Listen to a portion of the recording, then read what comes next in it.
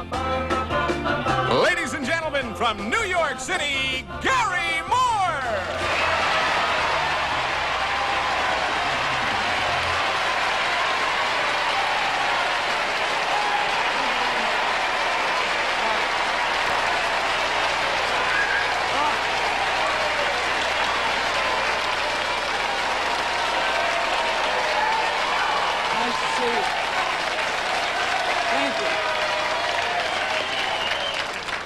I feel the same way about you. It is delightful to be back, even for just this one day. And there is a reason why I'm back for today, and I'll explain that to you a little later on in the show.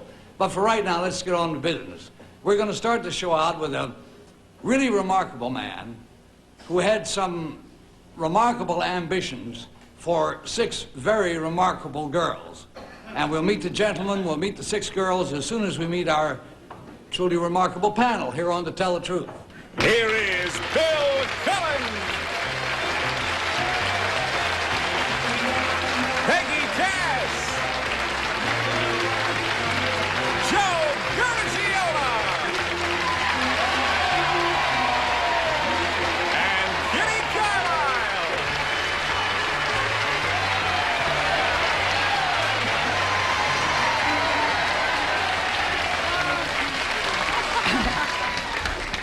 Oh, dear. Kitty, underdressed for the occasion, as usual. To my right, my friends, I am again blessed with the presence of the best darn panel in all of television, Carlisle, Cass, Cullen, and Garagiola. Yo, ho, ho, ho. Right. And I won't argue with you on that, because on this one subject, I am an expert. I am an expert. On the other hand, you know what an expert is, don't you? An expert is a fellow who knows 47 different ways to make love, but he doesn't know any girls. That's our little philosophical thought for today. You just carry it with you. Now then, let's get down to something that really is worthwhile. Let us meet an ambitious father.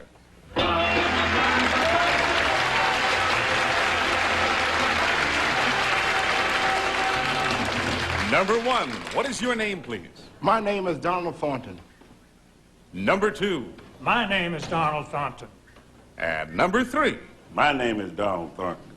And listen closely to the family history of Donald Thornton. He says, I, Donald Thornton, had a dream for my 6 daughters. I wanted them to have a profession where the color of their skin didn't matter. Specifically, I wanted them all to become doctors. In order to fulfill that dream, I often worked at 3 jobs, including Sundays. But still, the money was not nearly enough. So what we did was take advantage of my 6 daughters' musical talent. We formed an all-girl band. Billed as the Thornton Sisters, they performed everywhere. Now here is what 4 out of 6 of the Thornton sisters, plus Mom Thornton, sounded like back in 1959 on the Ted Mack Amateur Hour. They were playing jazz. Listen.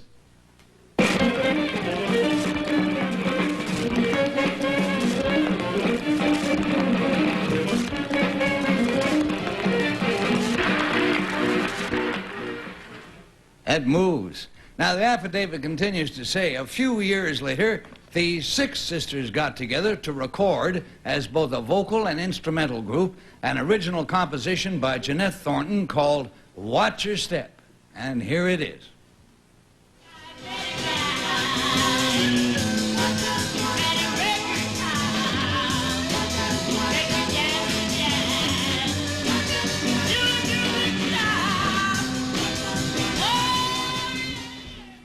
Now, after all that, how did my dream for them turn out?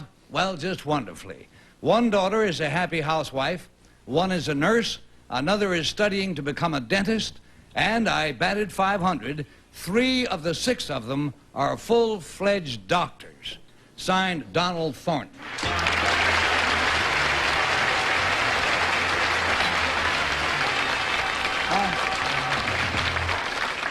And it's hard to say anything about that that doesn't choke you up. Don't want that to happen, so we'll choke you up with a commercial. Here we go.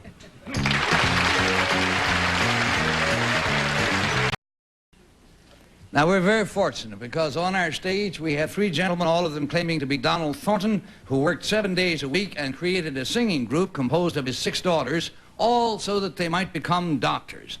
Now, let's find out about this entirely unique family by starting with Kitty Carlisle. Thank you. Oh, it's marvelous. Whatever you've done, it's just extraordinary. I'm so admiring. Number 3, can you give us a quick rundown of all of your jobs, including Sundays? Well, I had to cut grass, mow yards, scrub the floors. There's any job I could get to make enough money to try to get my children through school. And number 2, who did all the arranging for the group? My wife, she did all the arranging for the group. She's a musician. Yes. Number 1, was she a trained musician? Yes. Where did she go to music school? Well, we had teachers come to the house. I see. And number 3, where did your daughters all go to medical school? Well, one is at Presbyterian Hospital in New York City. Yes. The other one is at the other 3 hospitals out in the New Jersey area. Yeah. Thank you. And number 2, are you now still working? Are you being supported in the style to which you should be accustomed by your daughters? I'm still working because I'm not old enough to retire yet. What are you doing? Well, I'm working as a janitor.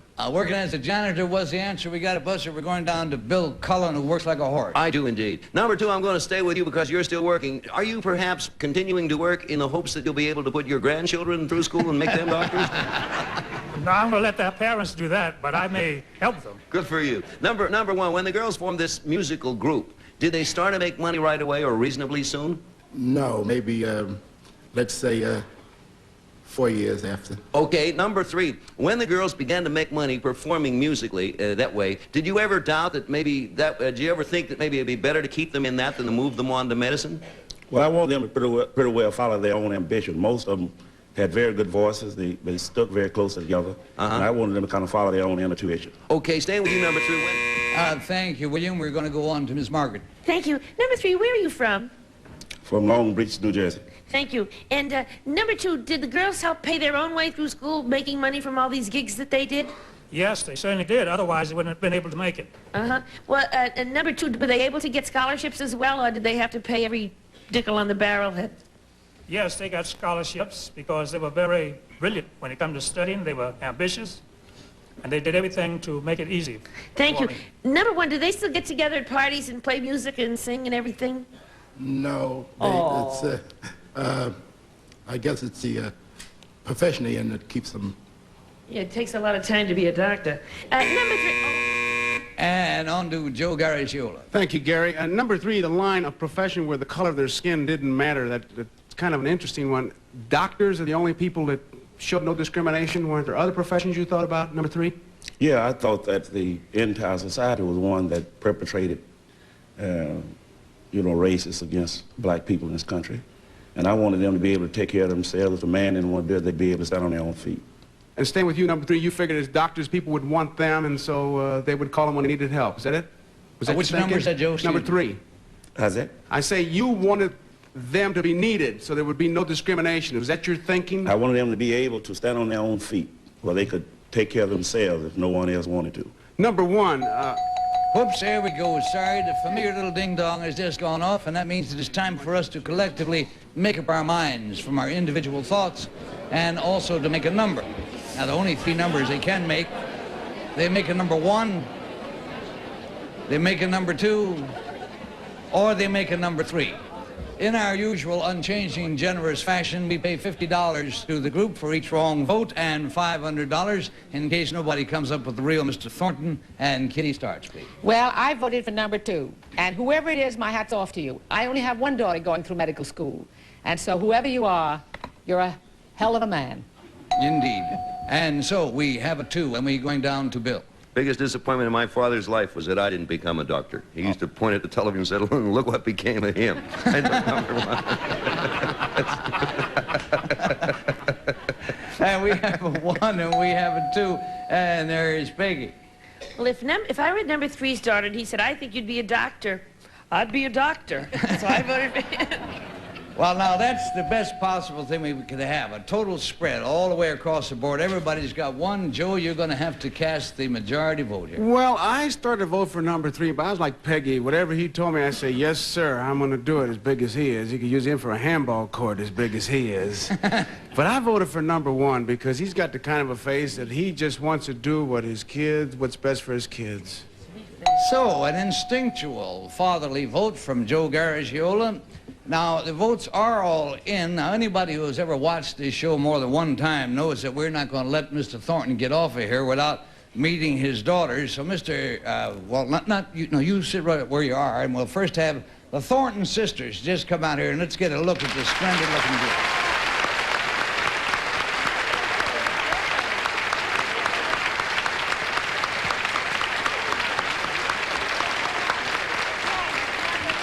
Yeah. Everybody's saying if you look at him, you can tell who the daddy is there. Sure. All right. Now, Mr. Thornton, if you'll go center stage and wait with your daughters, we'll find out who our imposters are. Let's check out with number 2. Number 2, sir, what is your real name and what do you do? My real name is Ulysses Hastings. I'm a retired shoe manager. Good. Nice to have you, Kate.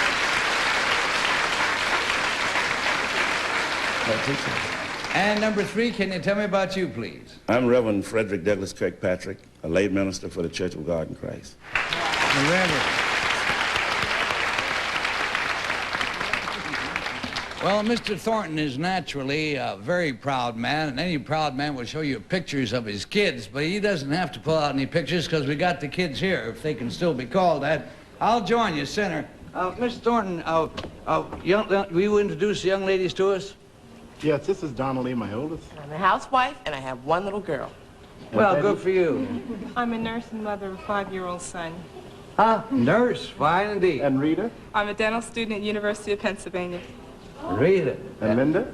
Linda? I'm a dentist in the United States Army, and I'm stationed at Walter Reed Army Medical Center. Can't do better than that. Jeanette?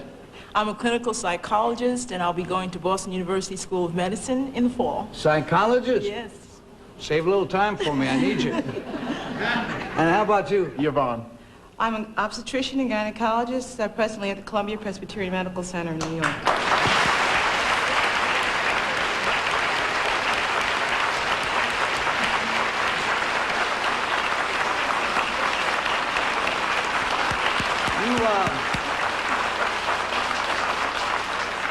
You, the psychologist I can use. He's an obstetrician. Frankly, I really don't think we're going to run into each other too often. But, Mr. Thornton, you ought to be a proud man. I'm proud to know you, and ladies, you too as well. Thank you, imposter, for being here.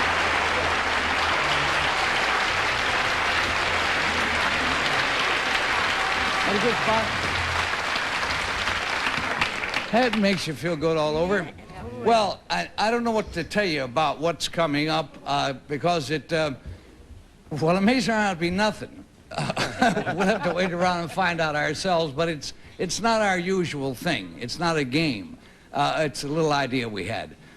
So we'll be right back after these. I have been reminded by our producers that I failed in the last spot to ask the real man to stand up, who, of course, was Mr. Thornton. He was number 1, but it seemed rather obvious to me once you saw the kids, you knew who the daddy was, and so we didn't have to bother with that. So now we come to something a little out of our ordinary line. Normally at this time in the show, you know, we'd have another game. We'd have something probably cultural. We'd have something like a 9-year-old genius boy who put together a hydrogen bomb in his own basement, thus becoming the first kid on his block to be the last kid on his block. That, you know, one of those... Don't worry, friends, because it goes downhill from here. But I asked if I could drop by today and spend a few minutes just chatting and reminiscing and explaining a few things, and particularly explaining a few things, because several months ago, some of you may have noticed that I suddenly just disappeared from this show. Totally, I just disappeared off the screen, and it caused some confusion. And we've been getting all kind of mail from people, a lot of them wanting to know if I'm still alive, and those of you who have very good seats and who are sitting down front can see that more or less I am alive. And I'm well. I'm doing all the things I used to do. I sail, I snorkel. Yesterday I knocked over a little old lady with my skateboard. So I'm in good shape. And other people wrote in, they thought maybe I'd had an accident. They thought maybe I was practicing a magic trick for the show and I accidentally disappeared up my own sleeve. So, and the worst thing, and this is true, we did get quite a bit of mail from some of my ex-drinking buddies who wanted to know if I'd gone back to my old hobby. That was my favorite brand. It was called Old Hobby. And, it got me into all kinds of trouble. And I'm happy to tell you that that is not the case at all. So if that is not the case, then the question is, where have I been? Well, some months ago, I was suddenly diagnosed by the doctors as having a no-no in my throat, one of the baddies, you know. And so literally on a few days' notice, I was in a hospital, and they got a surgeon down who practiced his needlepoint on my pharynx. That's all right to say, isn't it? Yes. Pharynx. Okay, yeah, it's next to your larynx and somewhere between your ears. It's back in there. But anyhow, as a result of that, I could not talk for a couple of months, or at least not very well. So, thankfully, a couple of very good friends of mine filled in for me, starting with little buddy Bill Cullen, and then big buddy Joe Garagiola. And for a while, we didn't know what it was going to be temporary or what it was going to be. But anyhow, as I was lying there in a hospital, and suddenly I thought to myself, maybe somebody's giving me a message. Maybe after 42 years of broadcasting, anything beyond that is just plain greed. See? So I decided maybe what I should do is hang up my gloves. And so I have. I have retired, and I am retired right now. I assume I'm not being paid for this show. Right, you assume correctly. Yeah. Good assumption. Brilliant assumption. Yeah, management has not changed. So this is a freebie all the way around. But I did want to, now then of course following that came the question, okay, if I'm going to retire, which I did, then we're going to need somebody else in this spot. So they decided that the fairest thing to do was to toss for it. So they had a big conference over at Goodson Todman, and they all got together and they did what they've wanted to do for a long time. They flipped Mark Goodson, and he came down heads, and Joe Garagiola lost, and so Joe had to take the job as the new permanent MC of this show.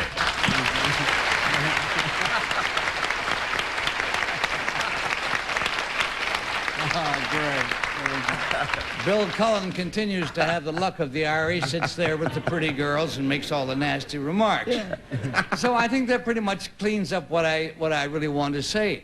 And I thought that if we had any time left, if I haven't talked us out of everything, that we can, you're kidding, 2 minutes?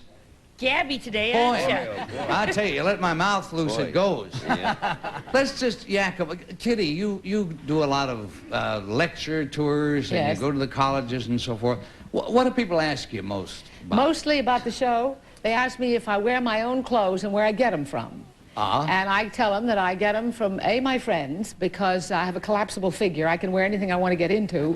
And also, I keep my clothes forever. And therefore, I wear a lot of old clothes. Now, everybody says they've never seen you wear the same dress twice. Well, they say that, but I do. When you came out today, Joe Dixo, our stage manager, said you look like a naked crow.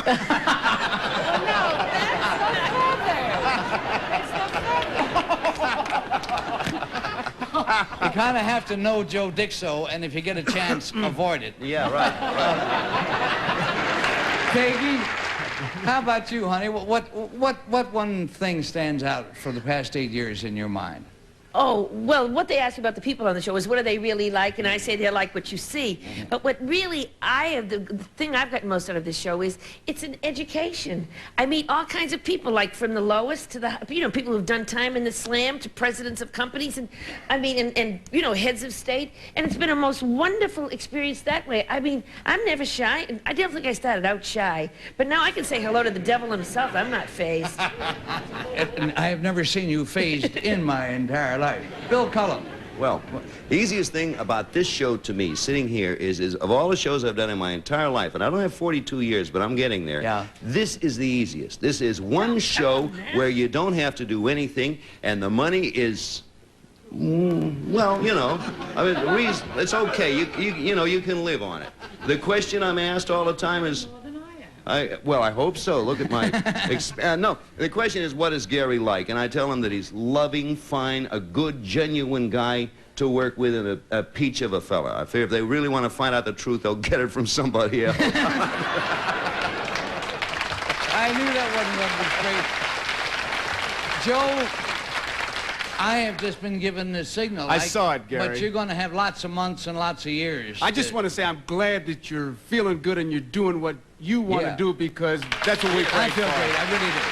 I really do. I feel fine. Thank you. We will be back for a more or less official farewell in just a couple of minutes here. What can I do to help save the Whammy? It's simple. Watch Whammy, the all-new Press Your Luck. If you don't watch, Whammy disappears. So please keep watching. I'll tell you, I'd stay here and talk all day if they let me, Joe. I want to wish you all the luck in the world, and I'm sorry I have to leave. I have a very important business date. Right now I'm leaving. I have a luncheon date. Xavier Hollander and I are opening a tattoo parlor. I'll see you around. Thank you. In addition to the cash awards, our contestants today will receive fashion jewelry from Sarah Coventry, who has jewelry for every occasion. See the jewelry with fashion know-how, the Sarah Coventry Home Fashion Show, and Turtle Wax Super Hard Shell Car Wax Kit with high-speed applicator, a fluid formula that cleans, waxes, and seals in the shine from Turtle Wax. These are your friends. The jury has found you guilty on all charges. But you have an honest face. Case dismissed. Excuse me. I think you dropped this $100 bill. These are your foes. I'll keep a real close eye on your boyfriend while you're gone. I wish I could come down on the price, but we're going to have to order that part from Tunisia. Friend or foe? It pays to know. Friend or Foe, weeknights at 10:30 p.m. Eastern, only on Game Show Network.